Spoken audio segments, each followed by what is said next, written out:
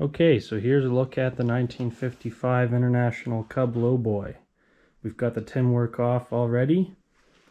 There's the hood sitting right there. We've got a bunch of the woodworking tools wedged into the corner to make some room here in the little shop at Mom and Dad's, where we're going to do a lot of the tear down for restoration. So paint on the hood is pretty rough. There's the grill already off. It's actually pretty straight, but has a bit of a bow to it that will need to be straightened out. And then tiny little 60 cubic inch 4-cylinder engine. Runs half decent, but definitely smoking, so we'll probably do rings and valve guides. Wiring harness is a complete mess. We'll need to totally redo that. Front tires are okay. We'll see what happens there. It's got turf tires on it that will probably just kind of buff up a little and leave for the meantime. It's got hydraulics. The unit's looking pretty dirty, but doesn't seem to leak and seems to work right now, so we'll probably just go through it, clean it up.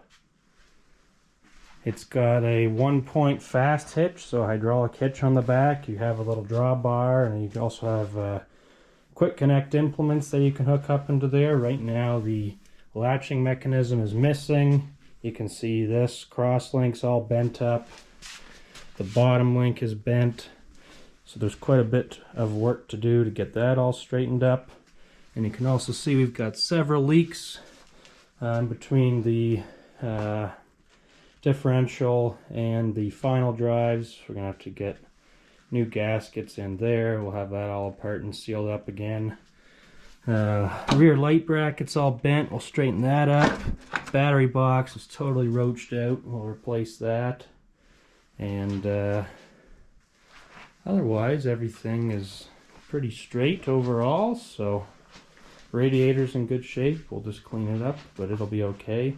Right now it's got a nice automotive Nissan alternator on it. It actually fits under the hood fine, but we'll see if we decide to pop for something a little more factory or not. It is 12 volts, so it's got a distributor.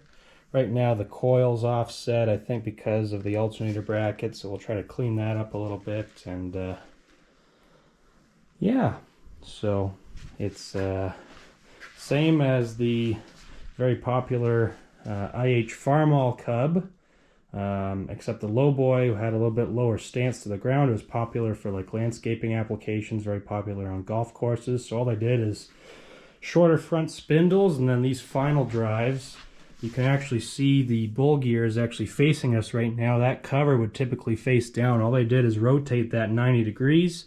It would have been up like this. They came up like that. And that actually brings the rear wheels forward, but also lowers it all by about that 7.5 inches. So that's why they call it the Lo-Boy.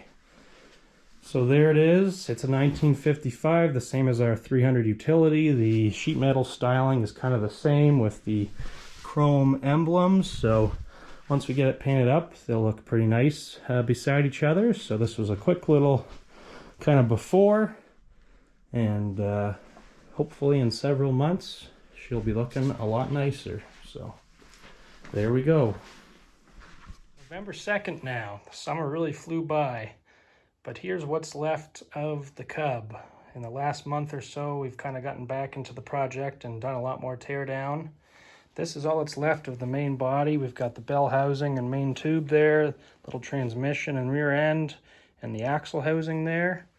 We've got the engine up on a little engine stand. Haven't done a lot of work in terms of really getting into it yet. We've got the axle, front axle all tore down, and we've got the front bolster where the radiator bolts up there. It was full of limey scale, and so it's going to have to be all cleaned out and gone through.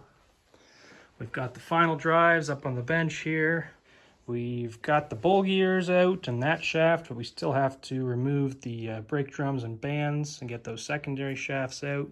Those are super dirty and oily. They were leaking quite a bit, so they have to be cleaned up still.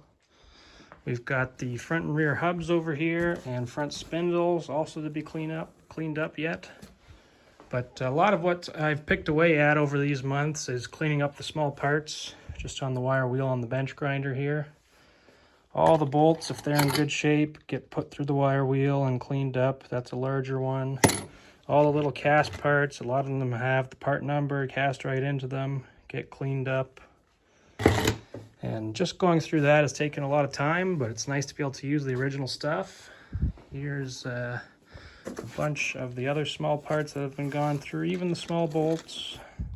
If they're the originals in good shape, the IH bolts have a dot in the center. They're called dot tops. It's nice to be able to use them, especially when they're visible.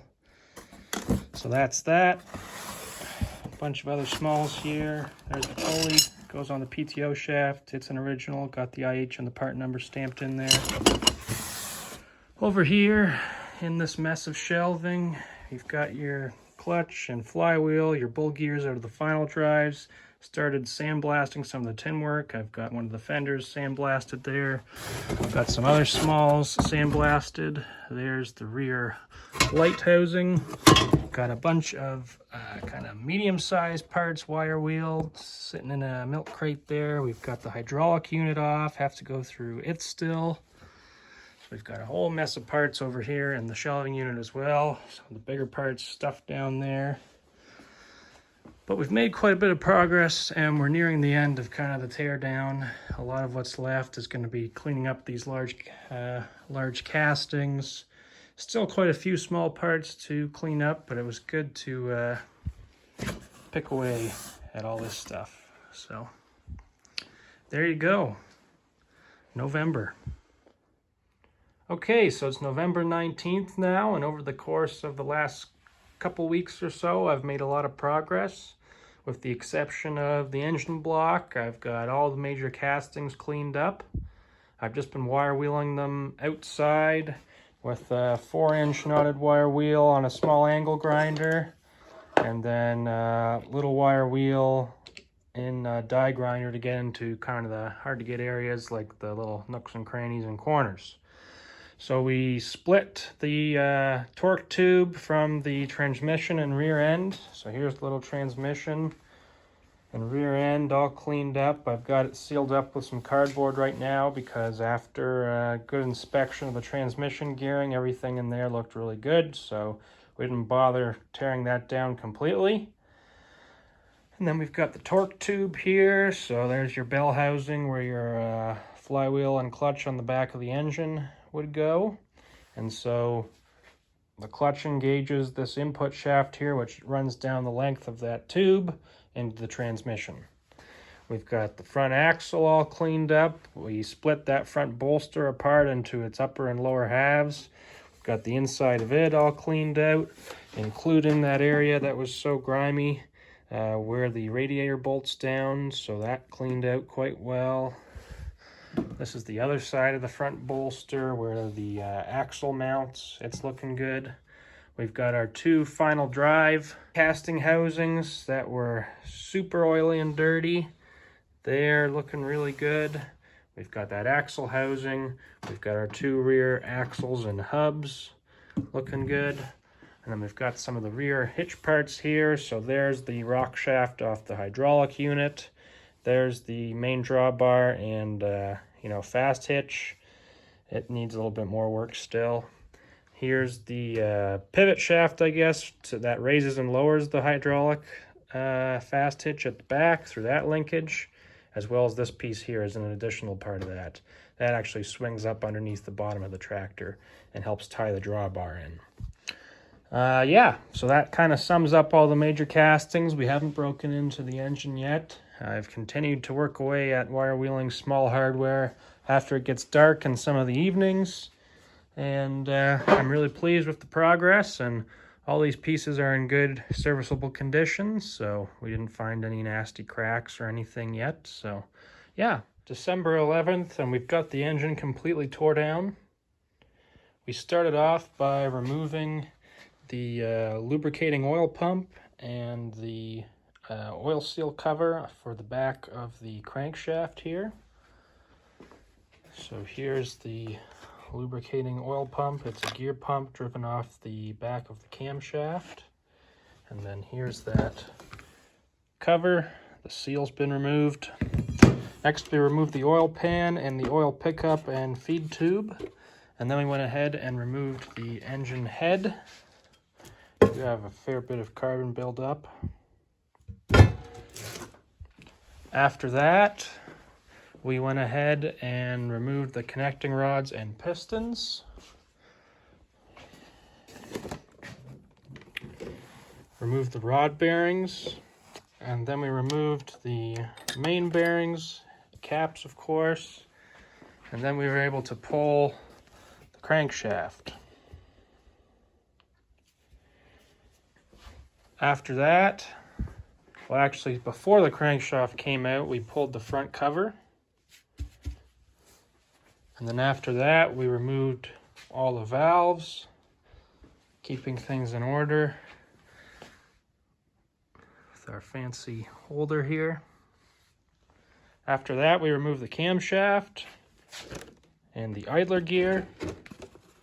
We removed the lifters, the oil relief valve, and then I just removed the oil filter, and that's about it. Everything is off. Obviously, before we did all that, we removed the distributor, governor, and live hydraulic pump. So it's down to the bare long block, and we're gonna go ahead and pressure wash it, get it all wire wheeled, and pressure wash it again after wire wheeling to make sure everything's clean. We're gonna make sure we go through and clean out all the oil gallery, and then we'll be able to assess the condition of the bores and all the other components once they're all cleaned up. So we're pretty well at the end of taking things apart, and we're getting pretty close to starting to put things back together. January 12th, 2025, and we're starting to do a little bit of reassembly, which is nice. A couple weeks ago, we reassembled the front axle. I've got it propped up on the scrap wood bunk here. So we've got the front spindles and hubs put back together. We've packed the bearings, and so it's going to be painted as an assembled piece, which is good. Yesterday, we reinstalled the differential on the rear end. So these carriers, I guess you could call them, retain the tapered roller bearings, and there's shim packs in behind. So as you torque these bolts to spec, it squeezes in on that and preloads the bearings. And you wrap a rope around the differential and put a fish scale on it and see how much drag force it has. And we were well within specs, so that's all good. We've got new oil seals installed in those carriers, which the axles will go into. And then yesterday, on the final drives here, we installed the differential shafts as well as the brake drums and bands. So I've got those painted just by brush already. They're on the inside, so you won't see them, so I had to paint them ahead of time. But it was nice to get them painted so they don't rust in there as well. So today we're going to install the axles and bull gears into these final drive housings, and time permitting, we might actually get the final drives attached to the rear end again. So it's nice to start putting some things back together. It's April the 6th now, and we've had the back half of the tractor here together for quite some time. We got those final drives fully reassembled and installed, along with the axle housing on the long side there, back onto the rear end. We got the PTO reinstalled, and all that stuff got new gaskets and seals. We got the shifter assembly reinstalled. So this back half is pretty much as far as it'll go before paint now. So that's all good. We got a Mennonite to do some sandblasting for us. All these bigger pieces would have taken quite some time to do with our little blasters, so we decided to go that route. We split the rear wheel centers from the rims, so he did those. The front rims are one piece, he did both of those. The fenders, the platform, and the seat assembly here. My Uncle Brad hooked us up with this deluxe seat, which has the square cushion and backrest, which is going to be nice as opposed to the stock pan seat, although this was a factory option. The engine is out at the machine shop. It's getting rebored for 20 over pistons, as well as getting new valve guides installed, and then a valve job, as well as potentially getting the head decked. So once we get it back, we'll do all the reassembly, and it should be in tip-top shape. I've got the parts for it on order right now, hoping to receive them this week, and yeah, get it back hopefully sooner than later. We've got the radiator all cleaned up. We tested it for leaks. It's all good.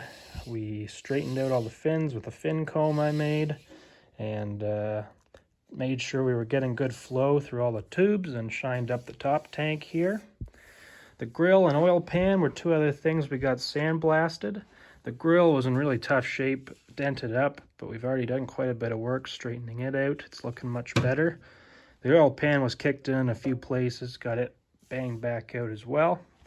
I've been making a whole bunch of gaskets, of course. I made all the gaskets myself for the rear end. This is the one for the bottom of the radiator, and this is the valve tappet access cover that goes on the side of the engine. Done a little bit more wire wheeling, have a little bit of miscellaneous hardware. And then the other big thing we've done is gone through a bunch of the little sub-assemblies. Here's the starter, still needs a little cover here, but it got new bushings in the rear and front, as well as new brushes, and just cleaned everything, tested the armature, made sure it's good, new contacts inside the switch here as well, and yeah, so it's in good shape now, ready to go. Went through the ignition distributor.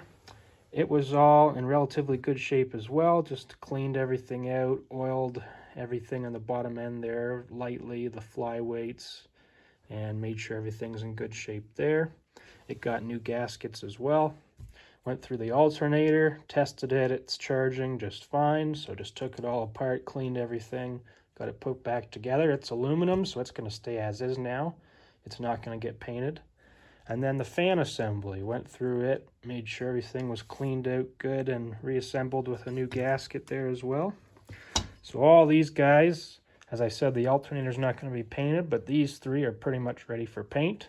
And tedious to go through those little sub-assemblies, but good to get that done ahead of time here. And other than that, that's pretty much where we're at. As I said, we're hoping to get the engine back here shortly, and we'll carry on. We're working our way towards paint.